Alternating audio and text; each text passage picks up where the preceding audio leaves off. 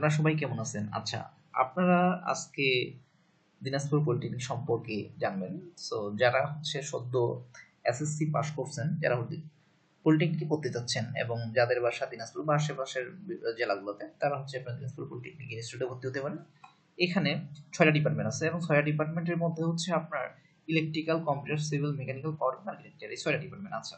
এই 6টার মধ্যে সবথেকে চাকরি বেশি হচ্ছে আপনার সরকারি চাকরি হবে, সরকারি চাকরি হচ্ছে আপনার সিভিল টেকনোলজিতে, তারপর আছে ইলেকট্রিক্যাল, তারপর আপনার মেকানিক্যাল, কম্পিউটার, ঠিক আছে? এই ডিপার্টমেন্টগুলো আপনি পড়তে পারেন।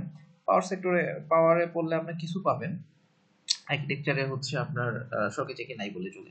যদি বেসরকারি চাকরি চিন্তা করি তাহলে সিভিলও কিন্তু অনেক বেসরকারি চাকরি আছে, আপনার ইলেকট্রিক্যাল অনেক বেসরকারি চাকরি আছে, কম্পিউটারে আপনার অনেক বেসরকারি চাকরি আছে, মেকানিক্যালে অনেক চাকরি আছে বেসরকারি, কিন্তু পাওয়ার সেক্টরে আপনার কিছুটা কম আছে, আর্কিটেকচারে কিছুটা কম আছে।